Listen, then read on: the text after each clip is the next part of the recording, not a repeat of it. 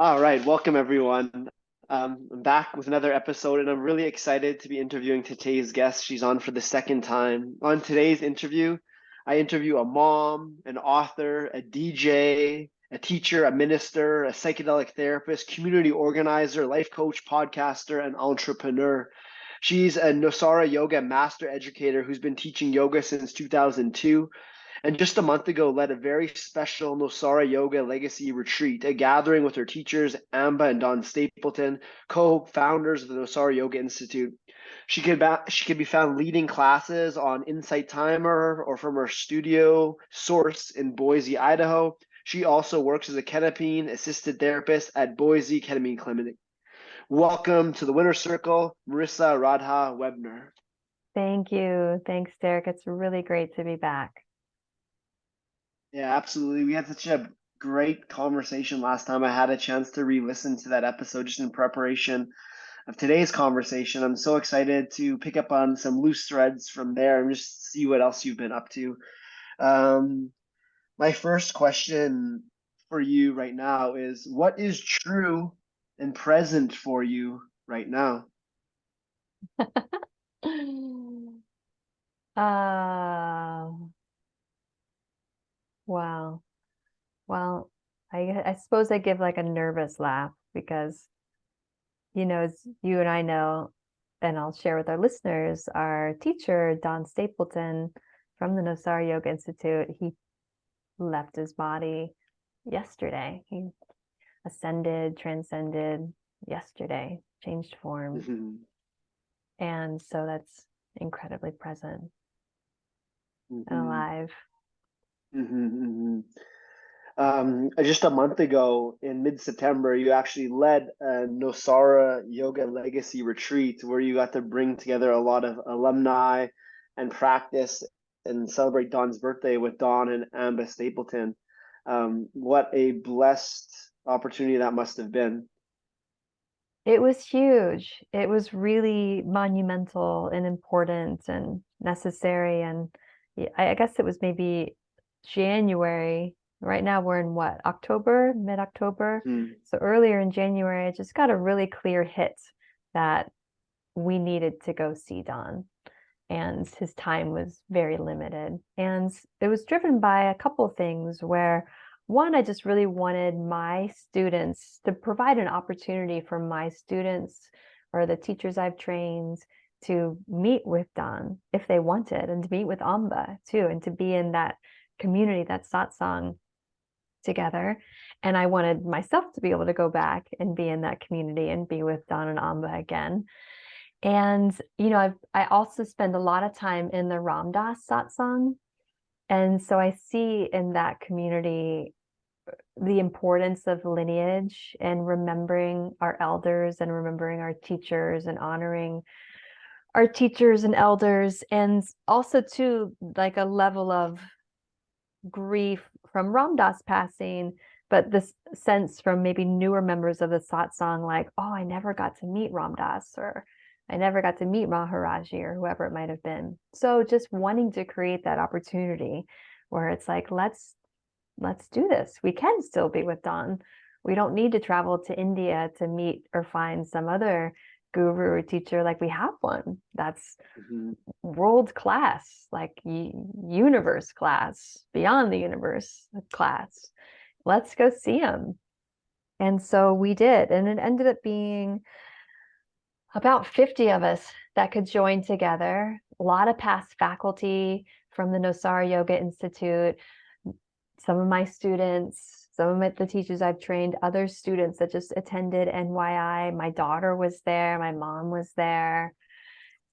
People that had never met Don before were there. People that knew him so well were there. And it was like a homecoming. It was highly emotional. Don, to rewind a little bit, he is a master educator, teacher, guide. And probably starting about, what year are we in now? 2023, maybe like 2015, 16, he started with early onset dementia. So the past, I don't know, 7-8 years has progressed quite rapidly. So that when we were there, you could tell he was end of life.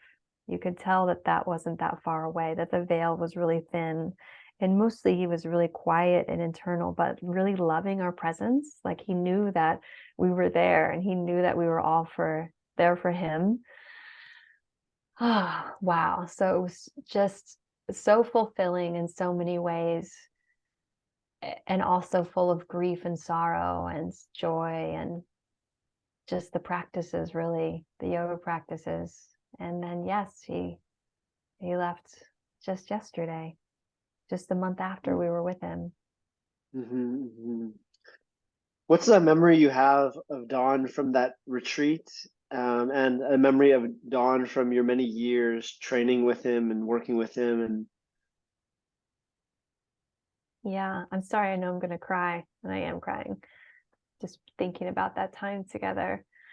Just this last month when we were there, what just stands out, I mean, really just being able to be with him again. And we would get together, gather in like a circle around him and chants, like our old NYI chants that he taught us, and giving that to him. And he would just get so happy. His eyes would get so bright and he would get so joyful and just look around at all of us and be with us. And he at times would say things. He rarely talked, but at times a few words or sentences came out and he would say something like, "This is great. I'm going to stick around a little bit longer." Or and then he would just laugh. And then we had, for his birthday celebration, Amba, I'm not sure why, but she gave him 3 birthday cakes, and each birthday cake she had him like blow out the candles, and we were all singing happy birthday, and it was, "What do you wish for? What do you wish for, Don?" And one time he just said really funnily, he just said, "What?" And like his tone of voice and like how he is, or "Wow." It was just exquisite. It was just so loving. There was so much love and there was so much joy. And there was a moment too when he was being brought in where we locked eyes, and I could just really feel him looking at me and being with me and seeing me, like almost like a transmission of sorts that I received from Ram Dass too when I was with him, that darshan of the gaze, the presence of the teacher. And then being with him as a student, I mean, I went there in 2002 for my 200-hour teacher training. That was the first time I met Don. And just knowing that I was in the presence of someone that was way more than I had anticipated, that he was giving us as students way more than I had anticipated. I had thought I was going there, and I did go there to learn to become a yoga teacher. But I realized when I was there, through the distillation of his wisdom and the course offerings, that he was teaching me and all of us how to become the best humans possible. It was about our humanity. It was about ourself. Felt like graduate school on how to be an awake human. And that just touched me so deeply. How would you answer that question? How to be an awake human? Well, through the lens of what I've learned from Don, it's to be present to the now, to be in tune with the truth of your lived experience in each moment, allowing yourself to unfold as you are.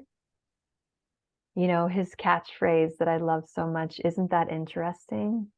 Learning how to appreciate the self and the world from that point of view, which is like a non-dual witness consciousness, multidimensional self. Allowing us to have all of those dimensions, to not just be singular or binary, that we're these infinite beings.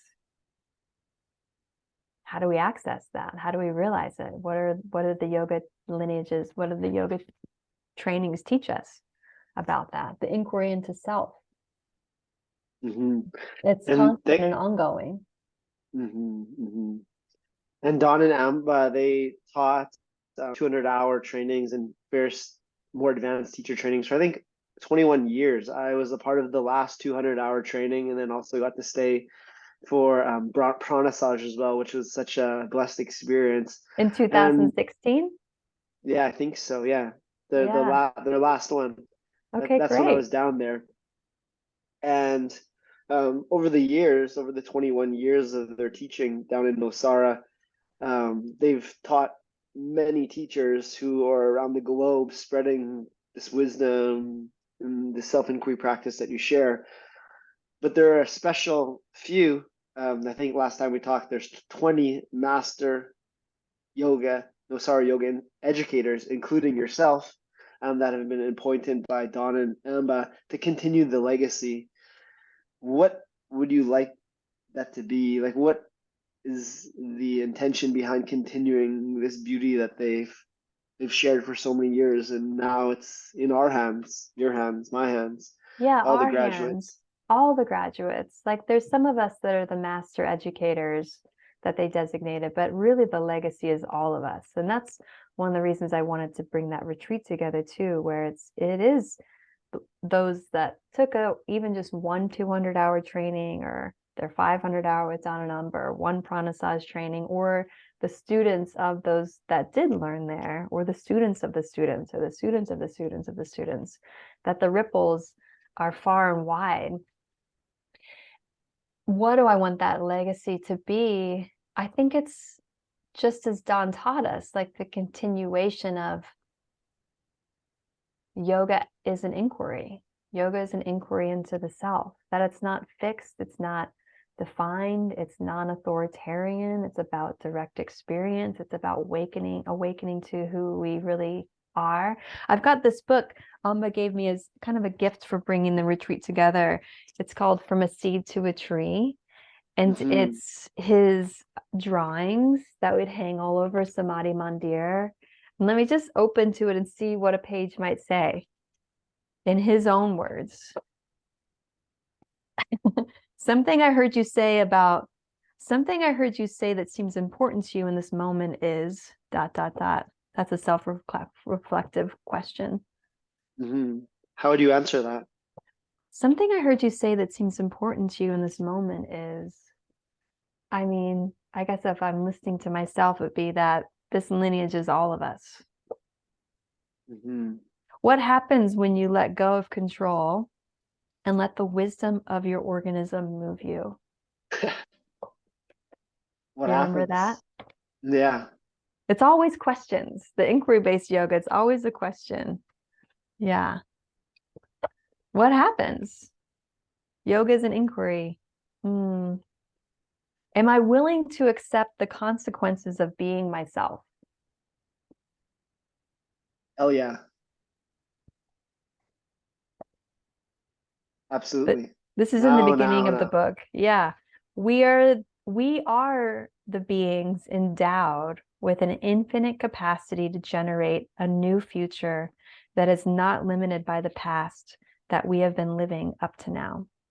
We're the beings endowed with an infinite capacity to generate a new future that is not limited by the past we have been living up to now.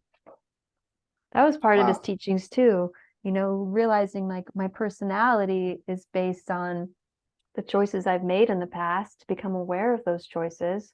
That's what's created this right now. And then who I am in the future is based on the choices I'm making right now. And you're always empowered to choose that and make changes and learn more. Learning how to learn. That was also what they taught us, how to be learners. We get to do all okay. this. Oh yeah. That's incredible. How could one get that book? Is that book available to No, it's not. Hopefully it will be. There was Amba made maybe like a half a dozen copies for Don years back, maybe for their anniversary. And so I have one of the coveted few, but I think now they're working on getting it reprinted. And what about future Nosara Yoga Legacy gatherings? Is there anything in discussion, or was that like a one-time special event? Well, that was certainly a very special event for that time. but it felt like it was sparking a new beginning, where because Don and Amba retired, what was that, 2016, your last training, and then they left Nosara and they sold what was the grounds of the Nosara Yoga Institute. We haven't had a home. We haven't had a place to gather. That's one of the main reasons we haven't collected. And so bringing everybody to where Don and Amba are now, I'd gone there a couple of years ago, so I knew that it had the potential to hold trainings like a retreat center. And so bringing all the other yogis there too, they could see that as well. Like, oh, this we can do again. We can all gather again here. So I think that there'll be more gatherings at the finca for sure.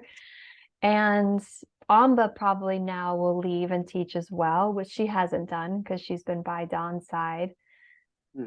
But now that'll change when she's ready. And so I think gathering maybe where Amba is, we'll see what she wants to do. But there was definitely a desire for more. And it did feel like family coming home together. Well, I'm disappointed I wasn't able to attend that legacy gathering. I sure hope I can attend a future one. For graduates or just other people listening that are having that FOMO, fear of missing out, wishing they would have been there, what would you say to those people?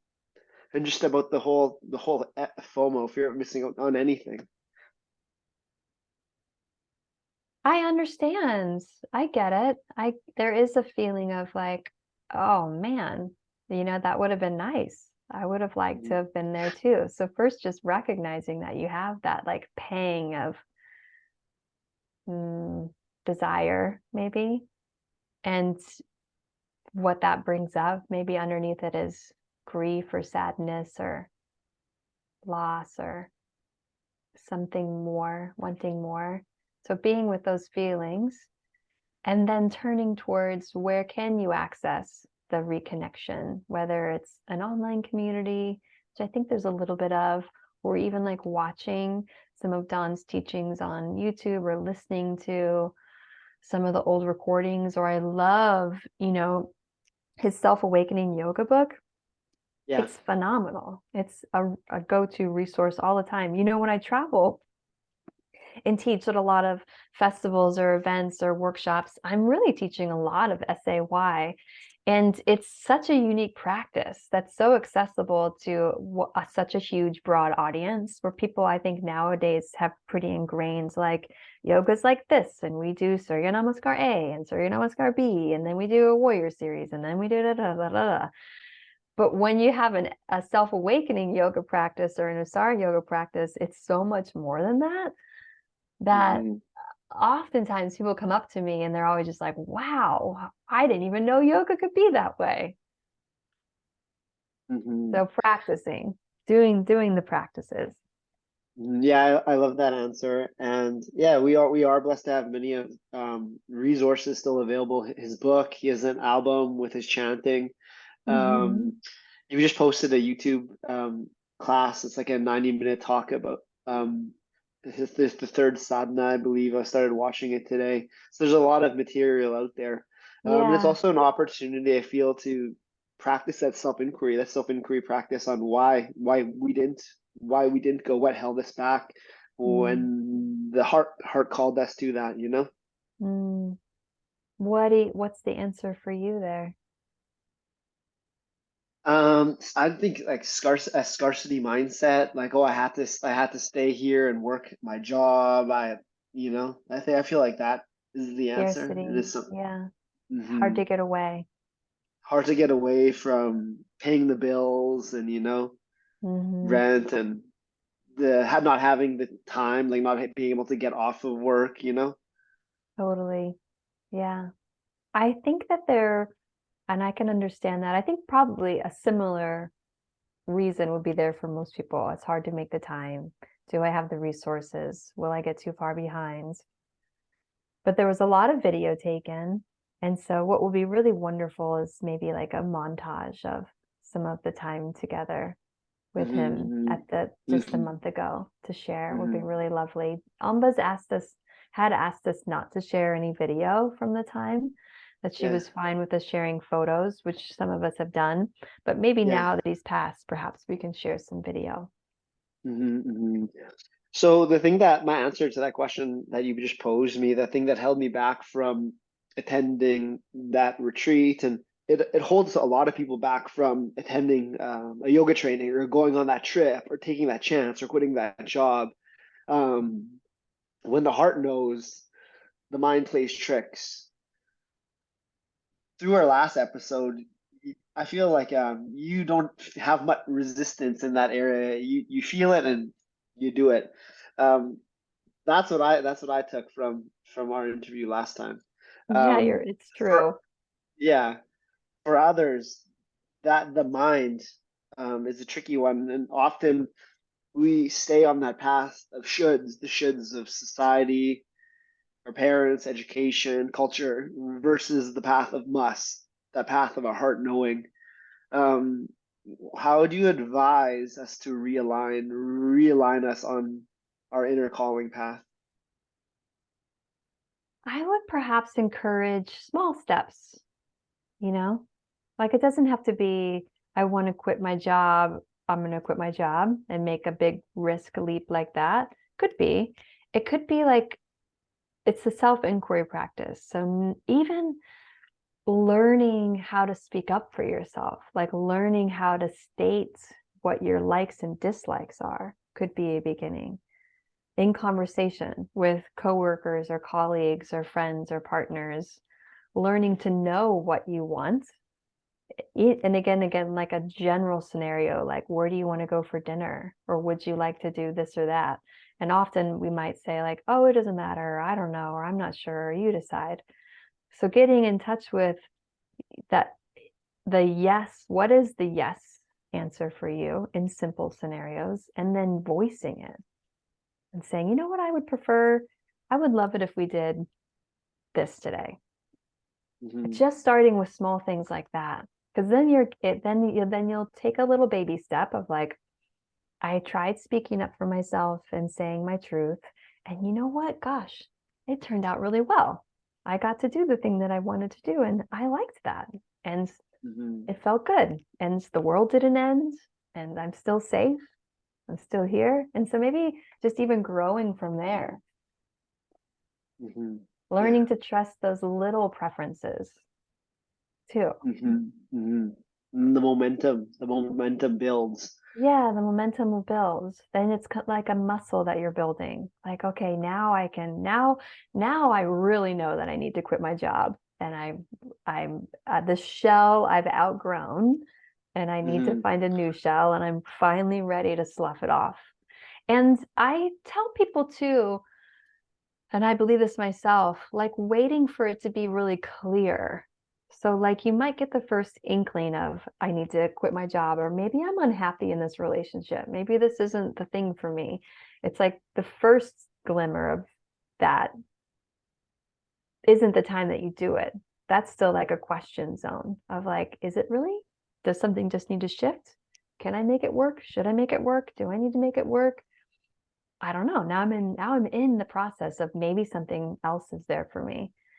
And then when it becomes clear, yes, then when you get to the yes place, the transition becomes a lot easier to let yourself go into, if that makes sense. Yeah, that absolutely makes sense. Maybe in between zone, the process of it could be longer than you would anticipate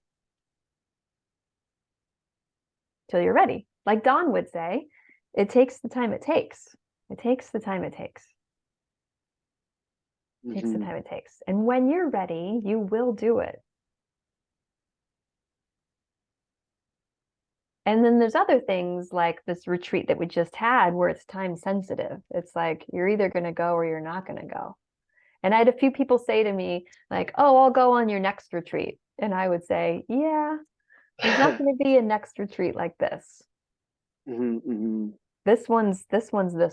We're going to see someone at the end of their life, which kind of really kicked off their end of life celebration, which is carried through this past month. Well, what a beautiful gift that you were given and you gave to others by organizing this thing and allowing like 50 souls to participate in this incredible gathering. Amba was very grateful. She kept saying, I would have missed it and I never would have forgiven myself. Mm-hmm. But we didn't. We didn't miss it. We were able Mm-hmm. to honor him in such a beautiful way. I'm just, yeah, Mm-hmm. I'm so grateful. So I don't know, sometimes we get really clear knowings. Like that was a very clear knowing for me. This has to Mm-hmm. happen. I don't know how. I'm just going to trust it. I'm going to build all the pieces to make it happen. Here we go. Mm-hmm. Mm-hmm. But I know what a clear knowing feels like for myself. Mm-hmm. How did you find that knowing?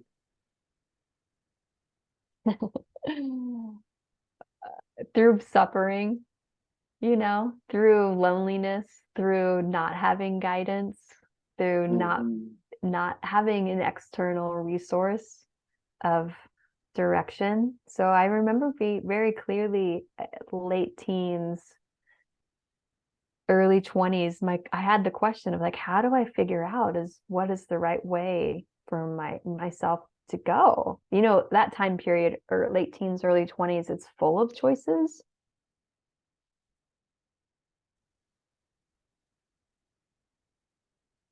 How's our audio? Are you there?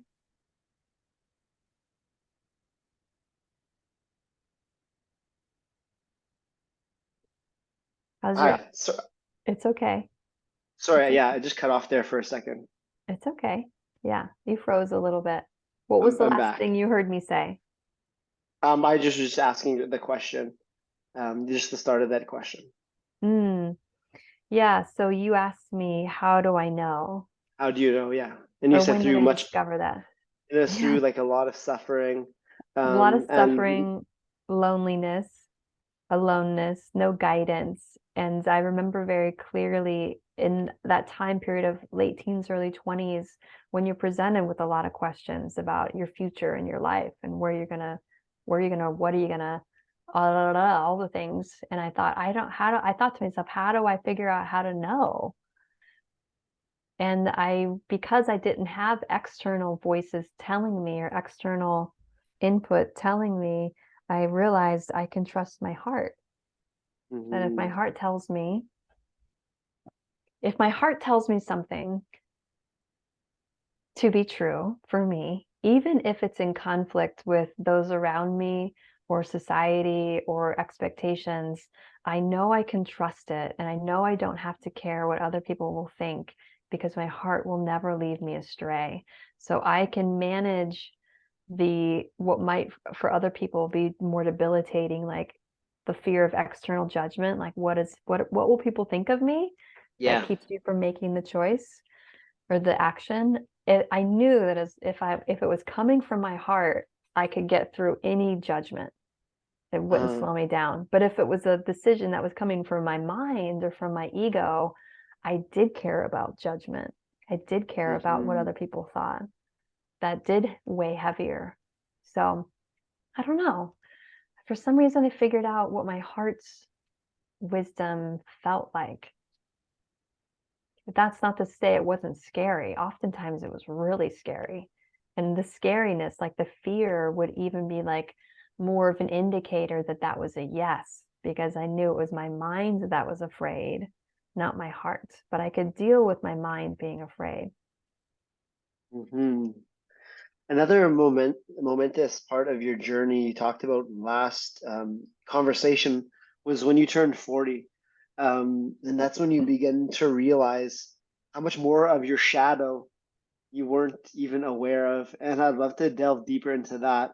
I feel I'm the coed like I'm listen. It didn't hit when we first recorded that a couple years ago, but when I re-listened to the podcast, I just turned 40 a few weeks ago, and I also am coming upon those same realizations. What came Oh, up for you? I'm so curious. What landed for you? about my shadow, about Yeah. me bringing awareness of parts of my shadow, um, in particular, like things about my attachment style, that impacted me as a child that I still carry with me today. So Mm. those are some things that have really come to the forefront, um, for me to me, um, and I'm curious to hear about. like how you navigated that, and how, yeah, like how to do that shadow work, because I feel like that's something that I'm just stepping into, just leaning into myself, and would love to hear from your experience. I would share that, letting it be a process, letting it unfold as it's going to unfold, meaning like you're going to have the insights when you have them. So you don't have to force the insights. They're going to come when they come. And they're so awesome when you get them. Like, how's it been for you realizing your early attachment wounds or whatever? Like, when you get Yeah. that realization, how does it feel for you to see it, the clarity or the connection? Um, it's kind of like like an aha. And but then I was like, okay, now what? What do I do with that? Um, That's a good question. I mean, so it sounds like, and this is similar to me, like it feels like an aha. It feels like a wow. Oh, man, oh, there it is. Just like yeah. the clouds part and you can see it. You can somehow see into those interior depths that you just couldn't till you could. And then what do you do with it? I guess that could be answered in so many different ways. Whether it's you take it to your therapist, or you talk about it with your partner, or you journal about it, or you just keep letting it simmer inside and peel back the layers slowly and gently, or read a book on, those types of teachings or those types of wounds. I read all kinds of books all the time, or like let it process through your body somatically, or just keep doing your yoga and while you're holding that awareness too, or watching for when those reactions come up that are based on past conditioning. Like, isn't that Mhm. interesting? Oh, I can see how I want to respond this way because of my wounding. Do I want to choose to do that now that I know? What would it be like to do it differently? Mhm. Absolutely. And I feel like a lot of these shadows came up in my like past relationship, that is no longer present, and they came up, and so now like I'm left alone to do that work on myself, and hope that by the next relationship comes along, it's like, okay, those have resolved. But that's really the testing ground, I feel. It's like when you when you try that again, because I thought I had awareness of some of these attachment issues, and how some of my childhood affected me before, and I thought I resolved them, but then I tried them in a new relation. It's like, oh no, they're still here, but I had a clear vision on how that's affecting me. So if you do feel I'm a bit more forward, a lot more forward than I was before. Yeah. Yeah. I like the relationships exactly where it usually plays out. Your primary partnership is Yeah. exactly where it gets to play out. And fortunately, or hopefully, what I would want for folks is that you're in one where you can say what it is to your partner. You can say, like, these are some of my core wounds. And Yeah. if you know what some of my core wounds are, can you help me tend to them when they come up? And I want to do that for you. Like, Yeah. what are your core wounds? And let's watch for when they get activated for you. And then I'm going to help you when it comes up for you. Hmm. That's what I'm doing in my partnership now. There's a really great book called Wired for Love. Yeah. Stan Katkin. Yeah, that talks about that dynamic that I just talked about, of how you can do that for each other. Yeah, I was listening to that audiobook, and like it was that one or another one of Stan Tatkin's, and it was meant to be listened like with your partner. And so I presented that, and at the start of the audiobook, Stan Tatkin's like, if your partner doesn't want to listen to this with you, that's a problem. And then my partner didn't want to listen to it with me, and then it unraveled from there. So it just wasn't a right alignment. No, you have to with somebody that's willing to work on themselves too. They're willing to get Hmm. in the deep end with you. And not everybody is, and that's okay. When they're Hmm. ready for that work, they'll find the partner that's ready to do that work for them, Hmm. with Hmm. them. So you're in a great partnership right now with Krishna, East Forest. What are some of the secrets to this relationship that make it so strong, and that make it work? Well, we're both committed to growth. We have a great therapist, a great couples counselor, and then we're both willing to do the work. Like when I said I read Wired for Love or listened to the audiobook too, and I said I'm going to share this audiobook with you. I really want you to listen, and he did. And now we have Yeah. like a common framework and a common language that we can. I said to him when we were in Japan, I think it was when we were in Japan, we were somewhere recently, and I said, "Don't worry, hon, the couple bubble I'm going to protect right now. Mm-hmm. Whatever you need, I got you." So being able to share that understanding, to give that support, there's a certain level of deep devotion that we have for each other that no matter the struggle or the growth points or the inflection point, it's the energy is like, I'm not going anywhere. This is really hard, but we're still solid. It's just, like a birth canal moment. We can do this. So that sense of safety really helps us a lot. Mm-hmm. Um, I feel it probably was not always this easy for you in relationship. No. No, one of my shadow pieces was how independent I was. So like I described, I was like, I was on my own. I didn't have any guidance. I had a defense mechanism that served me well. That was, I had to figure it out by myself. I have to do it alone. I can't count on anybody else. And I was highly successful. But that was also in terms of my heart and my intimacy and vulnerability. And so I Mhm. was married before, as was East Forest. And so one of the reasons I think we have such a strong bond now is we've both been through the fire of divorce and how painful that is. And we don't want to do that again. We don't want to make the same mistakes again. So mistakes I made before were being highly independent while married. That there was a certain level of myself that I wasn't able to share, not even aware that I wasn't sharing it, right? That's the shadow. I thought that I was. I thought I was a good partner. In a lot of ways, I was, but it only went so far. I still kept so much of myself to myself, Mhm. Mhm. which I just don't now. Mhm. Mhm. So from that grieving process of that ending that marriage, what did you learn from that to someone like myself who is in the grieving process right now, or someone else listening? Um, what did you learn in that time of transition Well, that you can similarly, share? I've said this phrase a couple times already. It takes the time it takes.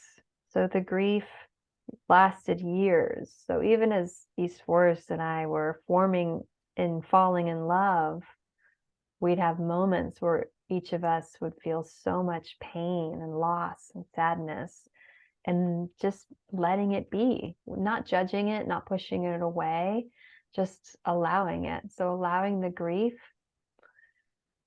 whenever it occurs, just, you know, slowing down and being with it, honoring it, and having a sense of gratitude too, not trying to like demonize or blame past partners. The souls come together to learn what they're going to learn. And not all relationships are designed or meant to last. Some can be really intense and short, and that's the design of it, to have Mhm. to serve whatever purpose it served for the two of you. And so, yeah, a sense of gratitude, even if there's loss, pain, hurt feelings. What can I own? How did I contribute to? It's unwinding, Yeah. you know? Hmm. You've had the honor to spend so much time around Don and Amba. What did you learn about their partnership that you bring forth in your partnership with East Forest? Hmm. Well, I think perhaps in some ways that we're similar is we're very co-creative. Don and Amba taught together and created the Nosara Yoga Institute together, and we're very intertwined and devotional and loving and upfront about their love and their partnership. Like when we went there to study, all of us knew like their coming together and their love story and how strong that was. And so Krishna and I work a lot together and hold space together, whether it's retreats or workshops or classes, or me supporting him on tour or wherever it might be. And I feel like the dynamic that's created when it's this very strong partnership subconsciously gives to the participants or the guests or the students a deeper settling of safety. Especially in our modern day and age where there can be, just things like leaky boundaries or improper this or that, or, like what edges can I push with this teacher? When there's someone in a position of power, then students or participants or whatever it might be, there can be like a pedestal or a longing for or whatever. But when there's a clearly defined solid unit and it's like, oh, they're together and they're partners and that's the way it is, takes out kind of like the other trickiness of the mind game that people can go through, if you know what I mean. Yeah, absolutely. So what would you say the foundations to working with your partner have been and are? Because it's not easy. First of all, it's not easy to be in a partnership, let alone work professionally with your partner. Oh, well, I went from, as I described, being so independent, right, to being so intertwined. And the way that I was able to do that was for myself to very consciously choose humility, like choosing, you're going to come first, in some scenarios. This is about you, and I can fully be in support right now without ego, without needing it to be about me. Because in my own world, I'm a huge boss in my own right. But when I step into East Forest world, I'm not that at all, most of the time. Like the projection is like, oh, look at the cute yoga teacher girlfriend type of thing, like the arm candy type of thing. It's like, if you only knew. But I'm willing to be just a supportive, loving partner when he needs me to be. Sometimes that's everything. Sometimes, well, for him, that is everything. Yeah. Like a lot of what he does, he wouldn't be able to do to the degree that he does if I weren't there. If I weren't with him, helping him get on stage.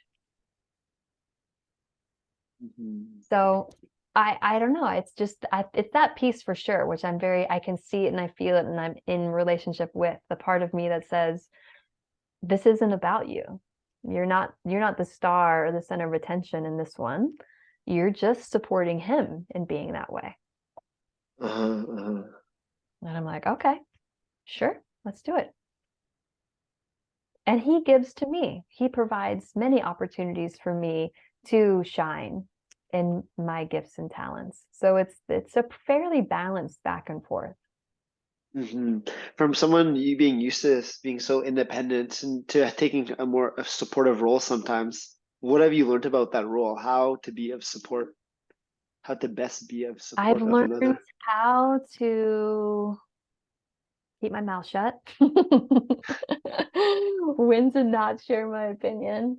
I've learned like how to just like overcome reactions and urges and needs and regulate myself. And then how to help regulate him, which is a lot of what I'm doing in that. It's like a crafting of like the whole vibe, atmosphere, like broadly, but also very focused in on him too, of like, this is what he needs. And fortunately, he's someone who knows himself really well and knows what his needs are, so he can articulate that. So it's not like a guessing game of like, I don't know, you're just super stressed. What do you need? It's like, it's pretty like regimented and we can count on it. And I can remind him like, this is the place that we get to when this is how you feel. We've been here before. These are the things that you need in order to get through this. So we'll just go through it. I can kind of like hold the light for him when he can get, when the challenging things are going on. And he does that for me. When I need it, he does it for me. The communication piece in this is so important too, so that like you're not guessing. Yeah. That definitely makes it a lot easier. Yeah. Yeah. And yes. Yeah. When it's challenging, because we've been through it so many times, I know like, oh, this is a moment, here we are, and we'll get through it. And then the outcome will be connection, gratitude, a heightened states of love. I know that it's not like it just doesn't keep to go. It doesn't continue to just be heavy, heavy, heavy, heavy, heavy. Uh-huh. There's a cycle to it. And so then Mhm. that's known as well. Mhm. Let's examine like those challenges in the relationship when they arise. How do you navigate those rough waters? What have you learned the best way to do so? You know, it depends on the moment, it depends on the circumstance, but some of it's like I said, like, okay, this is the moment where you don't say anything and you just say, yep, mm-hmm, you got it. So learning what to let go of, right? Like not turning everything into an argument or not trying to prove my points with all of it. It's like picking my battles wisely, Mhm. using Mhm. discernment Yes. is key. Yeah, thank you. Thank you. Our last conversation, we talked about a few of your mentors, Don being one, Don and Amma being one. We've chatted about them. Ramda's another. I'm bringing him into the conversation with my Yay. shirt here. Maybe he comes into this conversation at some point, but there's another one of your mentors that we didn't get much time to talk about that I'd really love to delve deeper into, and that's Peter Levine. You took his somatic experience practitioner trainer, which works with trauma in the body. And you mentioned in that our conversation that if you want to evolve, to spiritually evolve, you need to work through your trauma. Let's talk about trauma. How do we work through it? What have you learned from Peter and beyond? I feel like it dovetails so beautifully with all of the teachings from Don and Amba. How do we work with our trauma? It's the yoga journey too. How do we understand ourselves? How do we develop a relationship with who we really are? Who are we really? How do we begin to know that my happiness doesn't depend on external outer anything. It's all about me and my inner world. And gosh, I was just so deluded in the beginning of my yoga journey, thinking that I could work at like a baseline and go and elevate from a baseline higher. And it wasn't until I started to work more with trauma where I thought for some reason I could get away with that. So get away with not going into the really deep, painful stuff. But it's just not my own lived experience is that it's not true. But the rewards and the riches are so powerful. And so trauma can be defined as anything that's unresolved.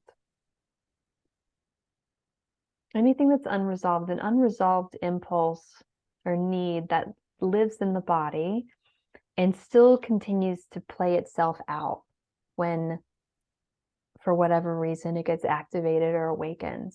And so the yoga process of becoming aware of sensations, right?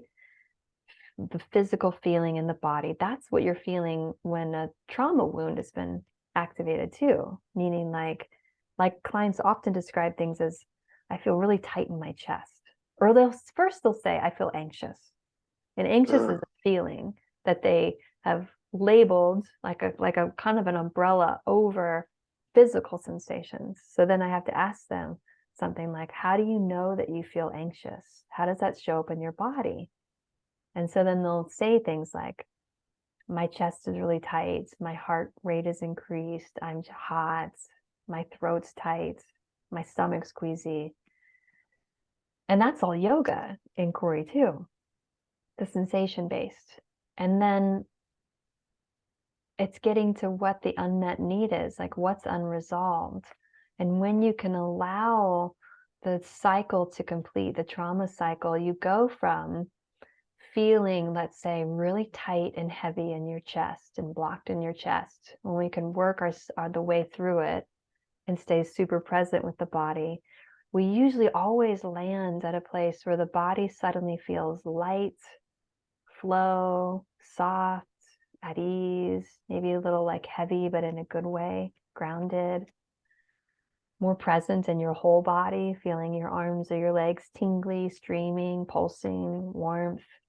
And then when the body starts to feel that way, the mind gets into a place where the thoughts suddenly become something like hopeful, optimistic, compassionate. You can see resolutions, you can see choices. Where when previously, when you were just feeling what you felt like as anxious and the heaviness was there, the mind was in a place of like bad, dangerous, not good, not going to work, defeated, blocked, blank. Mm-hmm.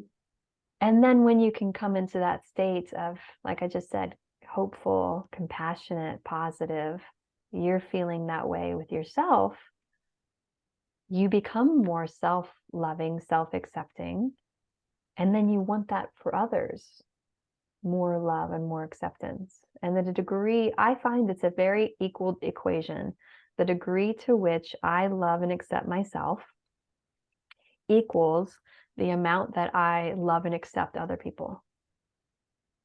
The degree to which I judge myself and am blocked or angry with myself is the degree to which I'm that way with other people in the world.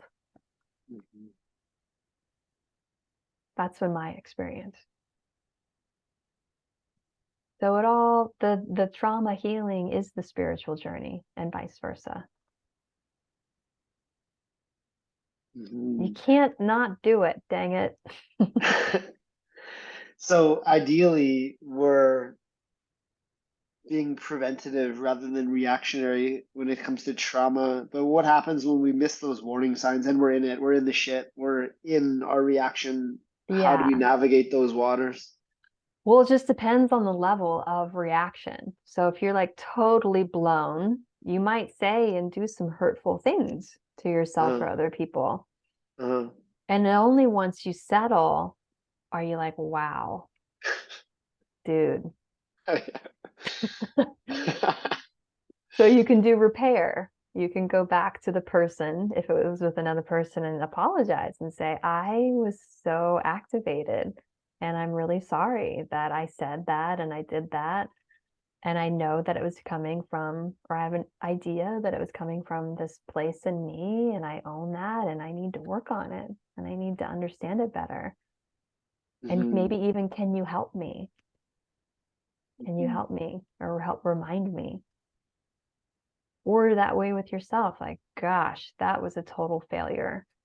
Okay, well, let's try again. It's always trying again mhm. I till feel like, it's similar to meditation. Like the more aware you can become of what's occurring, the quicker you can grab it.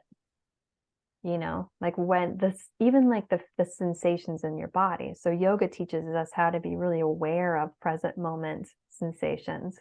So I'll know when Krishna says something that activates me, whether it's like I suddenly clench or I freeze or I get hot or whatever it is. So that just alarm went off in me. And that's my opportunity to explore. And how do I want to communicate that? Or knowing like, okay, I can't communicate this right now. What do I need? And I think of it like a body based instead of like, I need to calm myself down. It's my body is really activated. What can I do to ease my body? What does my body need? mm. I feel another piece of this that's important is the forgiveness piece. Mm, Forgiving oneself or forgiving another. What have you learned about forgiveness on your journey? yes, you're right. You're right. Because the forgiveness is judgment, right? Or not forgiving is staying in judgment or staying in shame or staying in blame. So when you can hold somebody else with forgiveness in yourself of just like, yeah, that was really hard, or yeah, that was really messy, or that, yes, that hurt a lot. One of it is acknowledging that that's true, that that hurt or it hurts. I think one way or place that we tend to get caught up is invalidating, where we say something like, oh, well, you shouldn't feel that way, or oh, I didn't really mean that, or why did you take that way? Or, like if you were to say to me, gosh, Radha, when you said that hurt my feelings, and I were to come back with, oh, well, you shouldn't be upset about that. That doesn't solve anything. So it's taking a moment to say, oh, I hear that hurt your feelings. I'm really sorry about that. That I didn't intend that, but I hear that hurt for you. Another element to this that has helped you shine light and bring awareness to your shadow, to your trauma, move forward into who you really are, has been the use of psychedelics. You're a psychedelic therapist, you work with ketamine, and when we last talked, you were talking about a facilitator training that you are maybe going to lead in Oregon, since psilocybin's legal there. So just catch me up to date on what is going on in the psychedelic realm, for you personally and professionally. Well, that opportunity, I think that was like the summer of 2020, maybe it was 21. And I realized that it was a no for me. I realized Uh-huh. I didn't have the capacity to take that on, that I wouldn't be able to do it the way I would have wanted to, as well as I would have wanted to, because I had too many other things going on. So I ended up saying, thank you, but no, thank you. I mean, essentially it's just that I don't have the capacity to give this what I would need. And so since then, now psilocybin's legal in Oregon, and a lot of those early facilitator trainings, some of them fizzled, some of them made it, some of them are maybe doing more well than others. But I think it's in a place of transition for sure. I think probably a lot of them are still trying to find their legs, which can only happen over time, learning what works and doesn't work through doing. I would advise people probably not to maybe take a facilitator training now, because they are still all working out those like kinks. And will they Uh-huh. last? And will they be viable? Will they be viable? A lot of the upstarts from a couple of years ago don't exist anymore. So just giving it a little bit of time to see which ones kind of are still swimming in another year or so.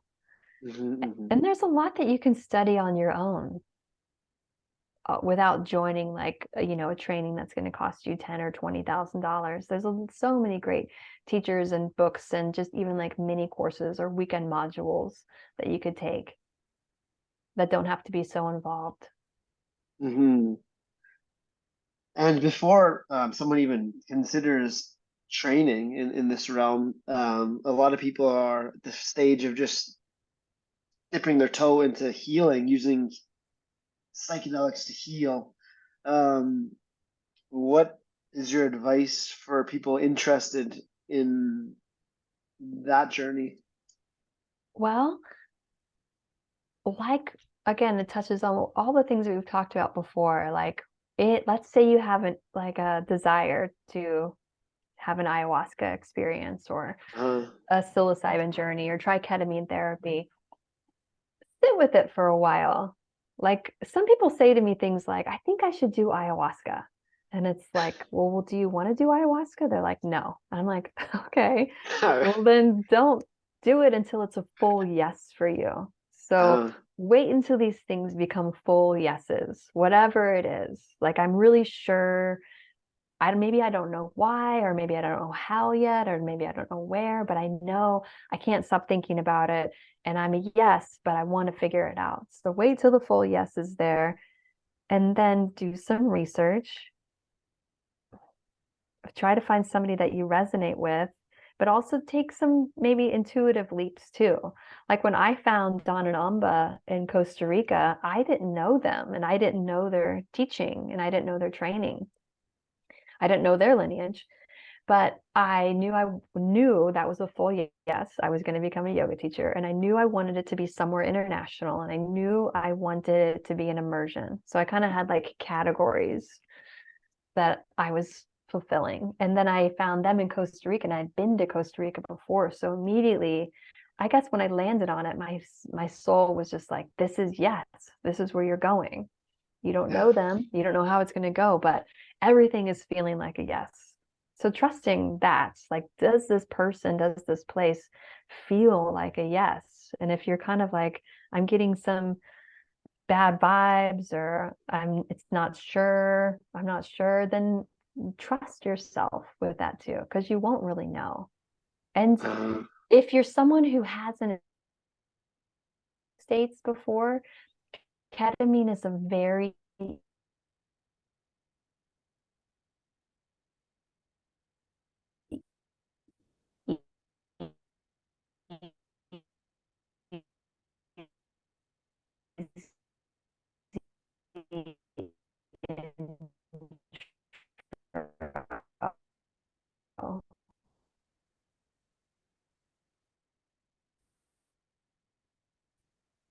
very, very loving experience.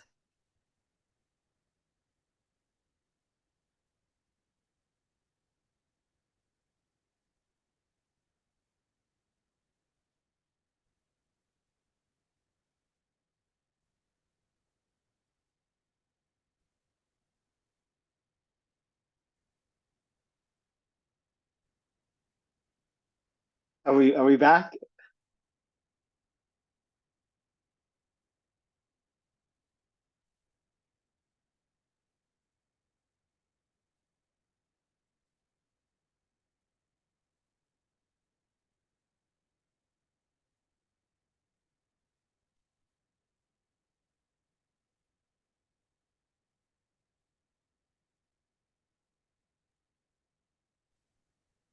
Hey, there you are. Hi, sorry about that. No, that's all right. You're talking about how ketamine is just a very loving, um, and I think patient medicine if you're in the States where it's accessible. Yeah, and it's not illegal anywhere. So it should be Okay. available everywhere. So it's legal. You can go to a clinic, you can talk to a nurse or a doctor about it. You can have a therapist legally sit with you and guide you. And it's a gentle, short acting experience. So starting with something that maybe might feel not as intense as, let's say, psilocybin or ayahuasca or others might be. Uh, um, you described that experience in our last conversation. You facilitate it in a few ways. You do it in a group session. You also do it individually. Individually, you have a chance to kind of go deeper into people's experiences. But I really thought it was neat how you do group sessions, and it's just not one. It's I think a series of six, 4 or 6, where they come back and then you guide them through. You put them in shavasana. You pick the right music with the right sound systems, and then you help guide the experience. And there's the sharing afterwards, and there's a lot of learning that can be had from listening to another share.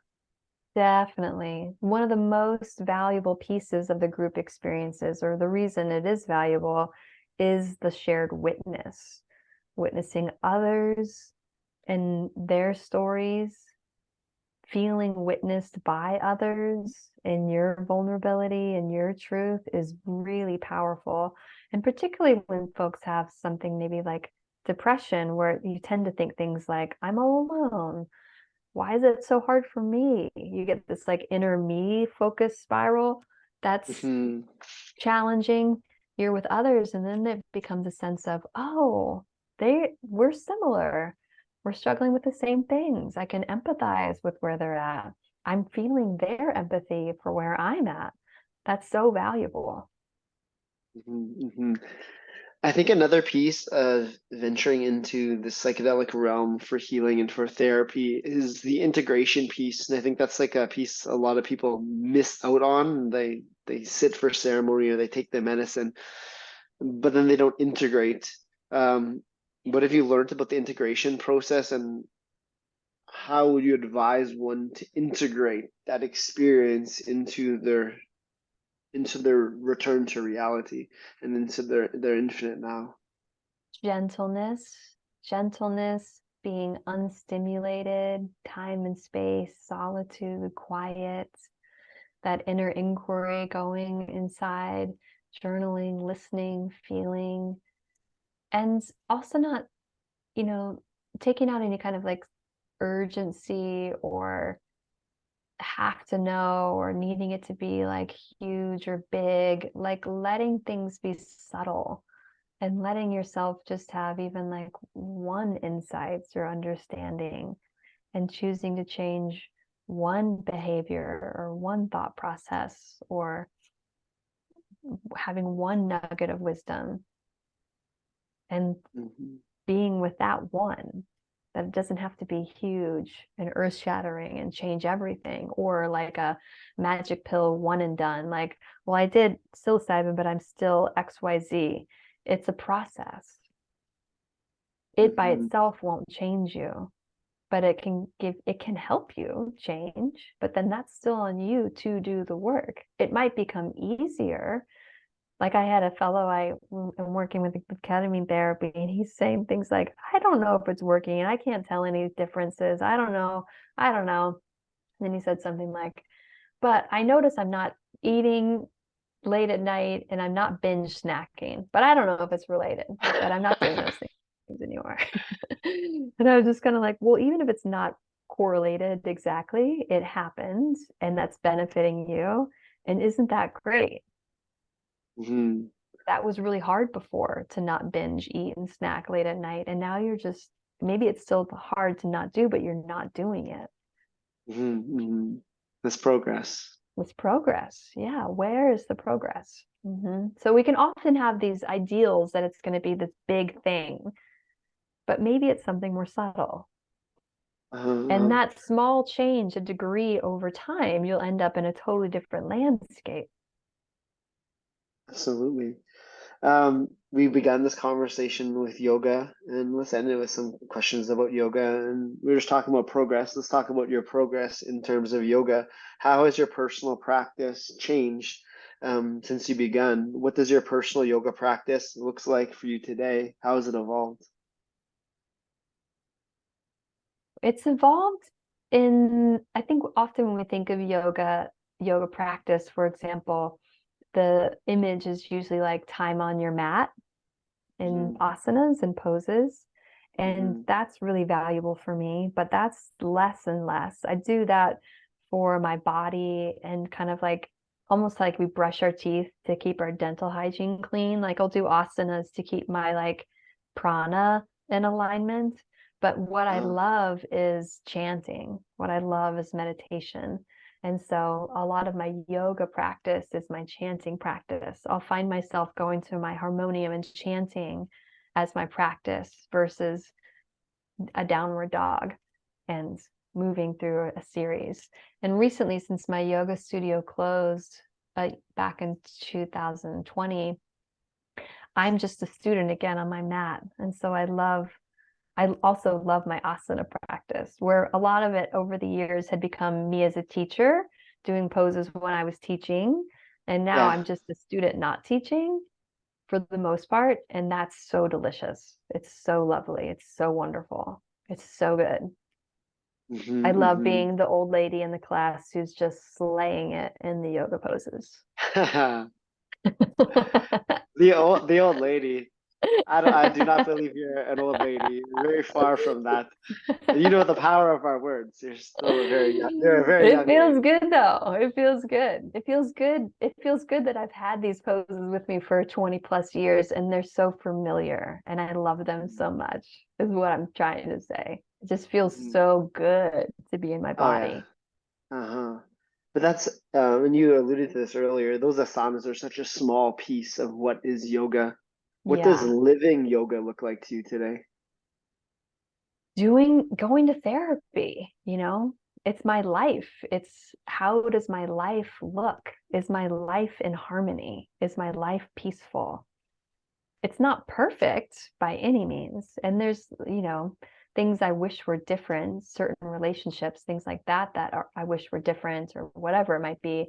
But I know I'm showing up and I'm doing my best. And I can see an evolution of my own self-awareness and my own, like, the amount of times in the day that I feel harmonious and grounded and resourced versus not is greater and greater and greater. That's what yoga is to me, and helping those in my life feel that way too, and giving that kind of presence and awareness and guidance to, my children or Krishna or my friends or students or coworkers, whoever it might be. Yeah, let's look at that a little deeper. What does giving yoga look like and mean to you? Patience, forgiveness, curiosity is a big one, openness, creativity, play, joy, health, wellness.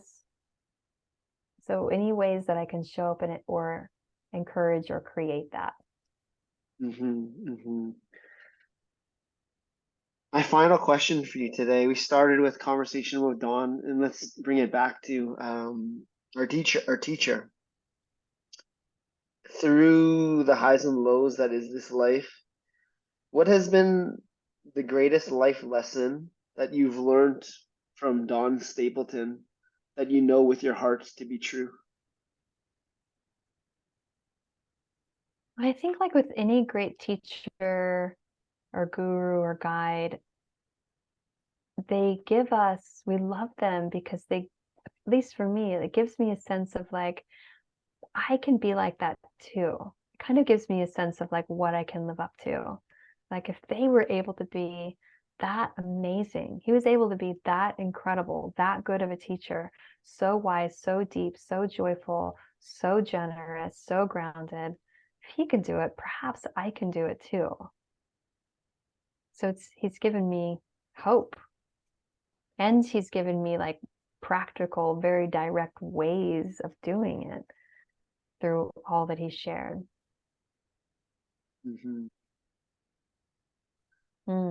Yeah, even just sitting with that, I can feel like my heart just getting like warmer and bigger and brighter. You asked before about the FOMO that we might have about missing our teachers or opportunities. And what I know to be true now with Don, and this was the same with Ramdas, is like them not being in their body, they're with me more. They're more available. Don's with me more right now. I challenge you to this right now. I'd just like you to just close your eyes, and I would like you to connect with Don and Ramdas. You could connect with all your teachers. You don't want all of them. It's going to get really crowded in this room. Okay, well let's just keep it to Don then. Let's just connect with Don. Let's connect with Don. And to close, what would you share with the listener of this conversation?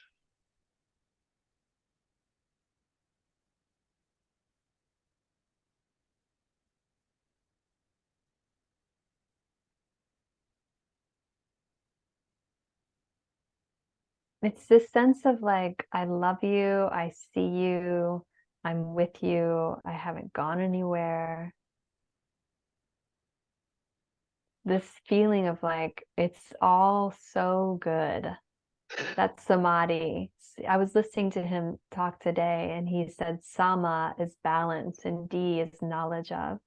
So he's in this like samadhi place of, he's in the like, it's all goodness. And so just wanting to have us here and remember that it is, despite the challenges and the pains and the sufferings, it's all good underneath it all.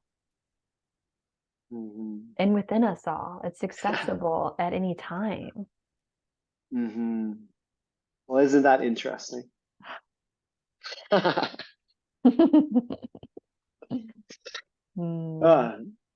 Thank you so much for this conversation, Radha. If people want to connect with you, they can connect on your website, Marisa, radhaweppner.com, or on Instagram, same thing, Marisa, Radha, Weppner. Thank you so much. It's been a privilege and honor to reconnect with you again. To close every conversation, we bring our fist in, a choice, a step into the winner's circle. Boom. Boom. Thank you, Derek. Really enjoyed this, and such an honor right now to have this conversation with you right after Don's passing, and to bring him into this conversation with us. So thank you so much. Thank you so much. And we walk forward with him at our side and in our hearts. Mm-hmm. Until the next time. Thanks.